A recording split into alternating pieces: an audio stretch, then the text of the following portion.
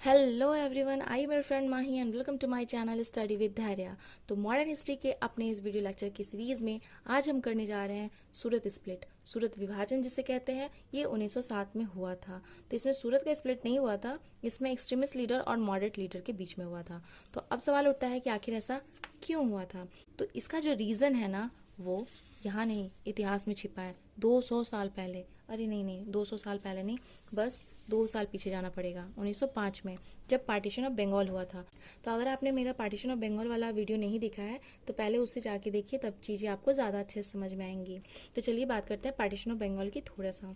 तो इस time Lord Curzon होते हैं इंडिया के गवर्नर जनरल, जो कि 1899 में आते हैं और 1905 तक रहते हैं। उस टाइम पूरे देश में नेशनलिज्म की भावना जग रही थी, लेकिन सबसे ज्यादा जो उसका सेंटर बना हुआ था वो था बंगाल। तो इसको वीक करने के लिए इन्होंने डिवाइड एंड रूल की पॉलिसी फॉलो की और बंगाल को बांट दिया 2 भागों में, ईस्ट बंगाल और वेस्ट बंगाल में, जिससे पूरे देश भर में गुस्सा बहुत ज़्यादा ही उमड़ के आया। और यहीं पे पूरे देश के लोगों ने स्वदेशी एंड बाइकआउट मूवमेंट को अपनाया। स्वदेशी और बाइकआउट मूवमेंट को एक्सट्रीमिस्ट और मॉडरेट दोनों का सपोर्ट मिला, लेकिन विभाजन का जो रीज़न है वो कहीं ना कहीं यहीं से निकल के आता है। स्वदेशी और बाइकआउट मूवमेंट के तरीकों को लेके एक्सट्रीमिस्ट और मॉडरेट लीडर के बीच में ये डिवाइड हो जाता है। जहाँ पे एक तरफ एक्सट्रीमिस्ट चाहते थे कि स्वदेशी और बाइकआउट मूवमेंट का विरोध पूरे देश भर में किया जाए, और वो ऐसा करते भी हैं पूरे देश भर में। जैसे कि मुंबई पूना में तिलक, पंजाब में लाला लाजपत राय और अजीत सिंह, हैदर राजा दिल्ली में, और मद्रास में पी चिदम्बरम के द्वारा इसका विरोध भी किया जाता है। लेकिन जो मॉडरेट लीडर थे वो सिर्फ इसे बंगाल तक ही सीमित रखना चाहते थे। वैसे तो और भी बहुत सारे रीजन हैं जिनकी वजह से एक्सट्रीमिस्ट और मॉडरेट की पहले से ही नहीं बनती थी।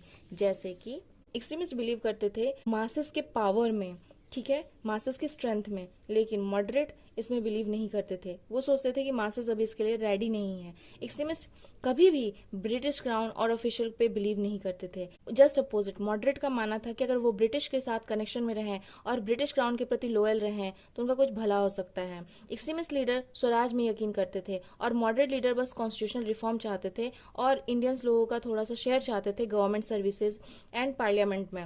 Extremist leader partition of Bengal का विरोध करने के दौरान एक्स्ट्रा कॉन्स्टिट्यूशनल तरीका भी अपनाने के लिए रेडी थे, लेकिन मॉडरेट का मानना था कि नहीं, सिर्फ कॉन्स्टिट्यूशनल मेथड ही अपनाना चाहिए। और मॉडरेट लीडर्स एक्सट्रीमिस्ट लीडर की इन सब बातों को इसलिए भी नहीं मान सकते थे क्योंकि 4 साल के बाद ही एक रिफॉर्म आने वाला था 1909 में, जिसे कहते हैं मार्ले मिंटो रिफॉर्म। इसमें मॉडरेट चाहते थे कि जो भी उनकी डिमांड है, जो भी वो सुझाव सरकार को दे रहे हैं, सरकार वो बात मान ले।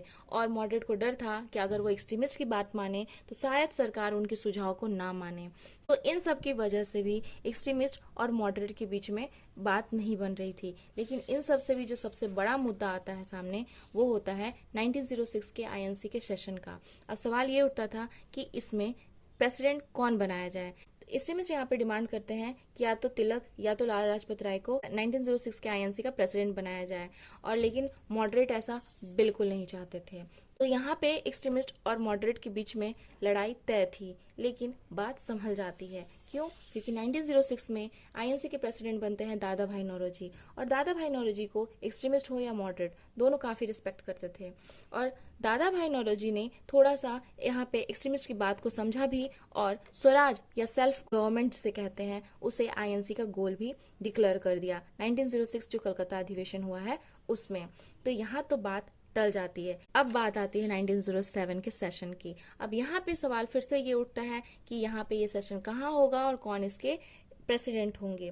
तो फिर से एक्सट्रीमिस्ट चाहते थे कि 1907 का जो सेशन है वो नागपुर में हो और इसके प्रेसिडेंट लाला लाजपत राय और तिलक हों, लेकिन फिर से मॉडरेट का ना आ जाता है। और मॉडरेट ये चाहते हैं कि 1907 का सेशन सूरत में हो ताकि जो तिलक हैं उनको एक्सक्लूड किया जाए, क्योंकि तिलक का होम प्रोविंस था सूरत, और आईएनसी का ये रूल था कि जिस किसी का भी होम प्रोविंस वहां से हो वो वहां से लीडर आईएनसी का प्रेसिडेंट नहीं बन सकता है।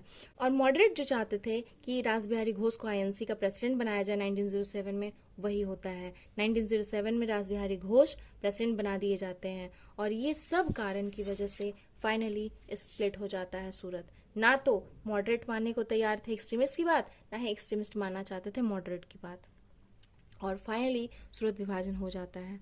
तो होप फ्रेंड्स कि आपको ये समझ में आ गया हो। आप यहाँ पे वीडियो को छोड़ के जा भी सकते हैं, लेकिन मैं आपको एक चीज़ और बताना चाहूँगी। यहाँ पे हम थोड़ा सा देखेंगे कि आखिरकार ये यूनिटी क्यों ज़रूरी थी और कैसे स्ट्रेंथ दे रही थी, और सूरत स्प्लिट होने से किसको नुकसान हुआ। तो सूरत स्प्लिट होने से ना तो एक्सट्रीमिस्ट को फ़ायदा होता है, ना तो मॉडरेट को होता है। यहाँ पे फ़ायदा अंग्रेजों को ही होता है। जब दोनों साथ में थे, एक्सट्रीमिस्ट और मॉडरेट, तो दोनों मिलकर डिमांड करते थे अंग्रेजों से। ये डिमांड रखते थे जैसे स्वराज को लाना चाहिए। तो एक्सट्रीमिस्ट की बातों से कहीं ना कहीं अंग्रेज डरते थे, और उसी डर की वजह से मॉडरेट की बात सुनते थे।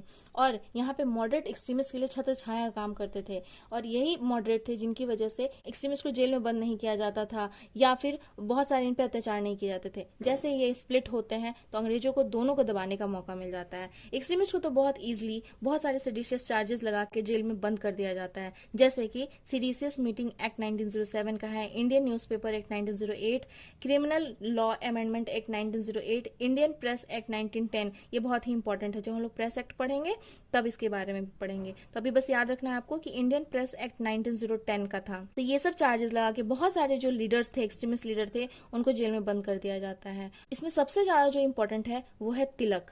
तिलक को 1908 में 6 साल के लिए मांडले जेल भेज दिया जाता है। मांडले कहाँ है? बर्मा। और किस लिए भेजा जाता है? तो इन्होंने केसरी में, इनकी जो केसरी थी उसमें इन्होंने लिखा था मुजफ्फरपुर कांड के बारे में। मुजफ्फरपुर कांड क्या है? तो 1908 में मुजफ्फरपुर में प्रफुल्ल चाकी और खुदीराम बोस ने मिलकर किंग्सफोर्ड की हत्या की प्रयास की थी, जिसमें किंग्सफोर्ड तो नहीं मरता है, लेकिन ये दोनों पकड़े जाते हैं, और प्रफुल्ल चाकी सुसाइड कर लेते हैं और खुदीराम बोस को पकड़ लिया जाता है, और 11 अगस्त 1908 को इनको फांसी पर चढ़ा दिया जाता है। जब इनको फांसी पर चढ़ाया जा रहा था तब इनकी उम्र केवल 18 साल 8 महीने की थी, और खुदीराम बोस सबसे कम उम्र में फांसी की सजा पाने वाले स्वतंत्रता सेनानी या क्रांतिकारी बन जाते हैं। उसके अलावा अरविंदो घोष और बिपिन चंद्र पाल भी एक्टिव पॉलिटिक्स से रिटायरमेंट ले लेते हैं, और लाला लाजपत राय भी फॉरेन चले जाते हैं। तो इस तरह से मॉडरेट एक्सट्रीमिस्ट की कहानी तो ऑलमोस्ट खत्म हो जाती है, और मॉडरेट लोगों को भी कुछ खास हाथ नहीं लगता। जो उन्हें उम्मीद थी कि मार्ले मिंटो रिफॉर्म से उन्हें स्वराज मिलेगा, वो भी उन्हें नहीं दिया जाता है। तो हो फ्रेंड्स कि आपको ये सूरत स्प्लिट की पूरी कहानी समझ में आई होगी, और क्या इससे फ़ायदा हुआ है, क्या नुकसान हुआ है, वो भी समझ में आया होगा। Thank you.